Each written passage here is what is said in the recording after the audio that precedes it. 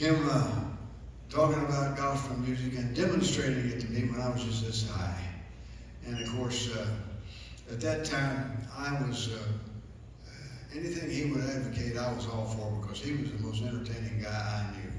You never knew what he was going to say or do. And he loved gospel music.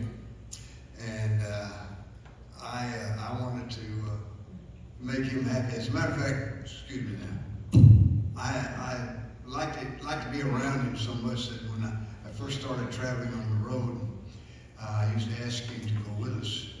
And he'd always say, "No, I can't go, I'm too busy." And I don't know what he was busy doing, he was retired. But I kept asking him, and I remember one time, I said, "Granddad, we're going to Miami Beach this weekend. You want to go?" He said, "Where are you going?" I said, "Miami Beach." He said, "Book me a ticket." I was flabber and gasket.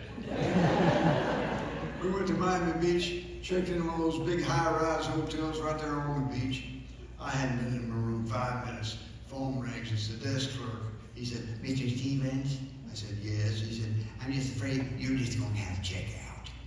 I said, "What you talking about? I just checked in." He said, "It's your grandfather." I said, "What did he do?" He said, "Well, he wet the pool."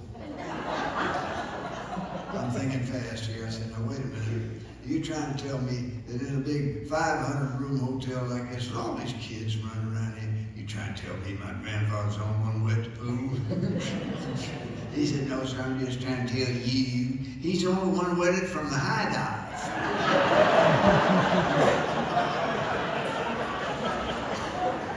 Well, I had to go down to the front desk and jump through hoops backwards for about 5-10 minutes, but I finally convinced them to let us stay. With one thing we had to comply with. Granddad had to swim in the ocean after that.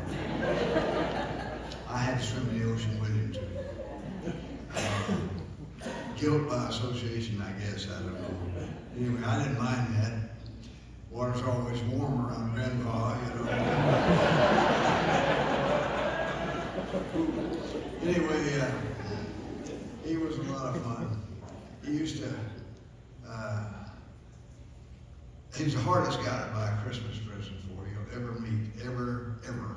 Every year was a big ordeal. What are we going to get Grandpa? And he'd always say, "Don't give me anything, I don't want anything." But we had to get him something, you know. I remember one year there was 3 shopping days left, and I'm walking downtown, down the sidewalk, and I passed a pet store. I looked in the window, and there in a gilded cage in the window of this pet store was a beautiful parrot. Red, green, blue, yellow feathers.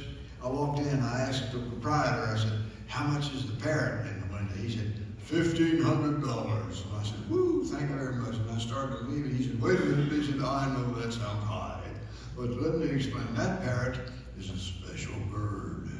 That parrot can speak 6 languages. I thought, wow, 6 languages. No, it's too good for Grandpa. I'll take him. So I bought him, had him shipped to Grandpa for Christmas. Called him Christmas Day. I said, "Merry Christmas, Grandpa. How you like that parrot I sent you?" He said, "Oh, he was delicious."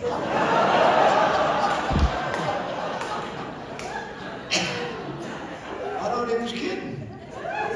We weren't kidding. I said, "Grandpa, you weren't supposed to eat the parrot. That parrot could speak 6 languages." He said, "Well, he should have said something."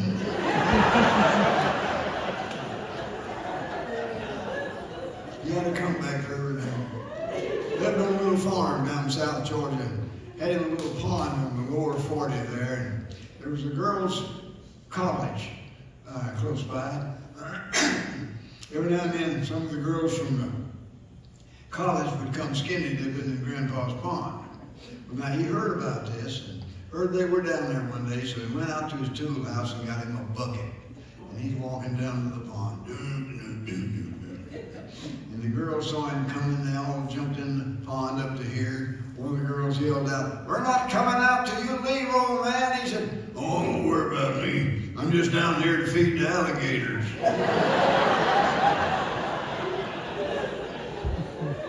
He saw some of the first streakers in South Georgia. Oh man. He was great up until he got to be mid-90s. I think it was 96. Something snapped. He started chasing women. I asked Grandma, I said, doesn't that bother you, him chasing women like that? She said, no. She said, you know dogs will chase cars too and they can't drive.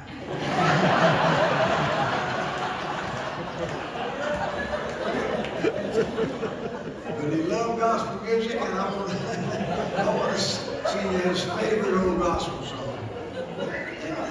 This is a song written by Albert Brumley. If you know anything about gospel music, you know that name because he wrote so many great gospel songs. I'll Fly Away, among others. And he wrote this one. I'm going to get the hussies to help me do this. Hallelujah.